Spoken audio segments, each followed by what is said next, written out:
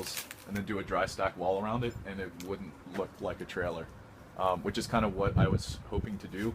You can see there's this kind of trellised area that breaks up the wall.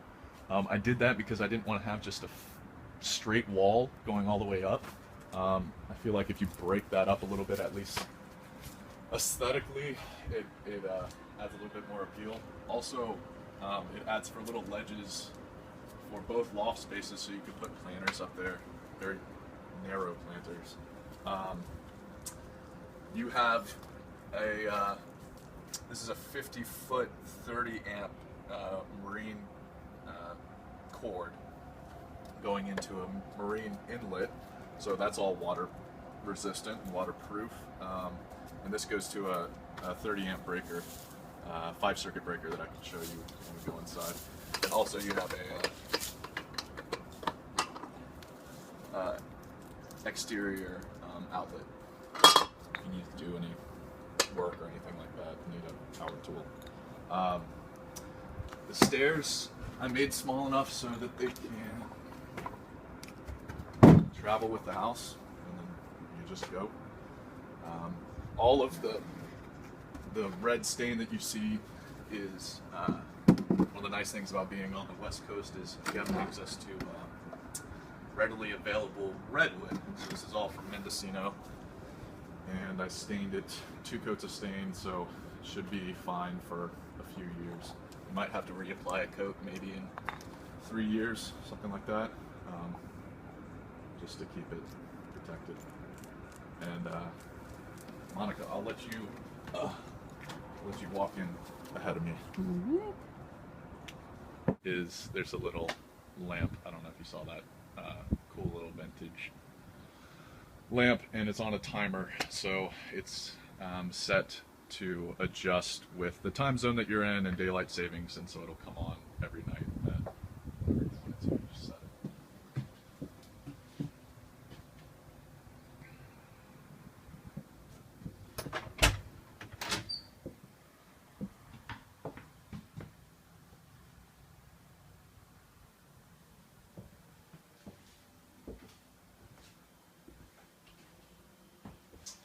So this is the interior of the house. Harvey coming in.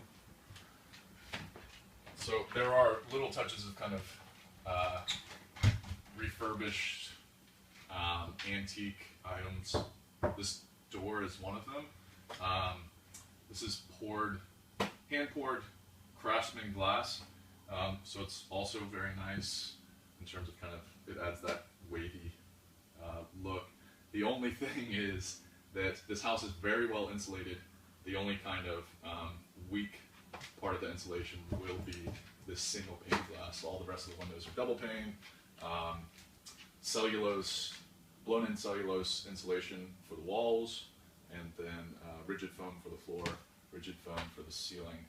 I think the walls have an R value of about 10, or maybe it's 12, and the ceiling and the floor have an R value of 14. And all of this door and also the door to the bathroom and the study, they're antique with antique hardware. So it's skeleton keys, these old-timey keys that take a little bit of love. But it also has a latch if you don't want to use the skeleton key and you just want to latch it. So as I mentioned outside, what I think is also unique about this house is all the storage space. Good job, bud. So you have 8 drawers I built it for one person, but you could really have 2 people living here with all the space. And then you also have closet space for your hat, and then pants, suit, whatever. Also storage down here. This is the 5-circuit breaker, 30 amp. Right now it's wired for 120 volt. You can set it up if you took it to an RV park. Just switch out the bus bar and then split the wiring to accept 240. So within 5 or 10 minutes you can make the adjustment. You just need to know what you're doing.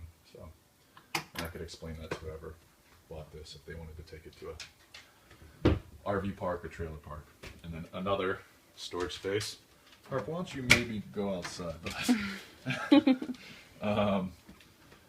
So, place for shoes, coat, more socks or something, hats. More drawers. It's kind of a unique size drawer. I don't know, maybe baking sheets or whatever. But right now, everything that's in there is like warranties and explanation of appliances and extra light bulbs. This is all custom built. I made this to fit the space. It's mostly solid red oak, and then red oak ply, and finished with coats of polyurethane. Everything was also nailed in by hand, set with nail sets, and then putty over, and then stained and coat of polyurethane. So the storage spaces also act as the stairs. So you can climb up to the loft space, and I'll let you come up here, Monica, to see. There's kind of the guest loft, which would fit a single bed or twin, and then the master loft would fit a full-size bed or a queen-size tatami mat, which is what I built it for. Right now there's a queen-size futon up there, which you'll see. Do you want to come up here? Mm-hmm.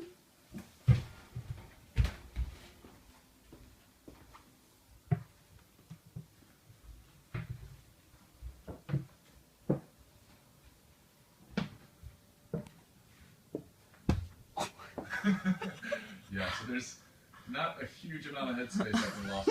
So I was just showing. It's a 20-foot long trailer. It's 8.5 feet wide, 13.5 feet tall. It's just at both 8.5 and 13.5, which are California's vehicle restriction height and width dimensions. So that means that there is only so much headroom you can have, and you need to parse it among both the first floor and the loft space. So the loft space, if I could show you, I'll show you kind of. I'm 6'2", so I built this to be to accommodate my height. I'm good right now, and then I have to kind of kneel down. So this is the master loft, and there's a little cavity here that you can put a dresser or whatever you want beside your bedstand. The light fixtures, they're on 3-pole wiring, which means you can turn them on and off at the lights by a switch, and you can also turn them on and off down at the bottom of the stairs. So that's nice if you don't want to climb back up here to turn them on and off. And also, all of the lights are dimmable, which is also, can set the mood or whatever. Anyone that's come in is always asking, what is this? Why did you put this here? So with the outdoor motor vent that I showed you, one of the registers comes here, right above the stove. I didn't really want it hanging out in space and just ending, so I just added this, and with the idea of hanging plants or maybe growing herbs. And then also, you can put hangers on this side and hang your pots and pans if you have maybe nice copper pans or cast iron pots or something like that. The stove is quite large. We baked these cookies in the stove. 4-burner stove run off of, it's been converted, I converted it to LP propane gas, which is what the water heater runs off of and what everything's hooked up to. Works fine. Oh, that's the oven. So, and actually, surprisingly, if you want to heat up the tiny house, you could just run the 4 burners for a few minutes, or the oven, and keep the door open for a few minutes, and it gets pretty hot in here pretty quick. There's also a space here that I'll show you that when you leave it running, and maybe leave one of the windows cracked a little bit in the upper space, it kind of keeps it like a perfect temperature in here. Copper sink. There's kind of a copper theme throughout the house, and you'll see it in the bathroom as well. I chose copper because it's living. It'll patina. It kind of, in time, it'll mature and kind of show usage. So I think that's kind of cool. Then you also have a fridge. I think it's 4.5 cubic feet. It's pretty sufficient for one person, I would think, when you have a freezer space. Down here you have a space for a trash can, and then in that cavity back here, you have a 44-gallon water tank that's hooked up to a pump. So if you filled that up and wanted to move this somewhere where you weren't hooked up to city water, you would have 44 gallons to work with. The shower head, I think it's supposed to be low flow, which is the only thing you can get in California, or the only thing that you're supposed to have in California. I think it's 2.5 gallons a minute. So you could take a week's worth of showers and have a week's worth of water if you take like 2-minute showers with a 44-gallon tank. So it's more just kind of emergency water, or also good if you're in California and there are earthquakes and you can't get city water anymore. It's good to have that kind of filled up. While you're up there, I'll show you the breakfast table. So more antique hardware. Just latches down, folds down, and it's solid. You can eat some cookies. So it's kind of perfect for 2 people. Here and here. Hey, Monica, looking good. So yeah. This is the best seat in the house. Because of the cookies. Yeah, because of the cookies. And it's super easy to put back up. You just grab the leg, latch. There it is. So again, plenty of storage. Liquor cabinet, or whatever you want this to be, or lemon bin. There's also plenty of outlets throughout the house. Anywhere where there's potential water, you need to have a ground fault circuit break outlet, which all of these are. And they're also, all the outlets that are not around water are also tamper-proof, so if you have kids.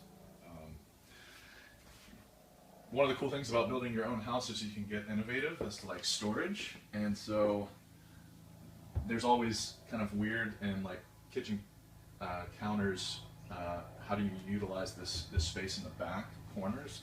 And so instead of having a super long drawer, I made it a little short, and then you have a bin back here that you can grab from. So you can hide your, I don't know, pesticides or cleaners or poisonous kitchen supplies back there, out of reach of kids and things like that if you did happen to have a kid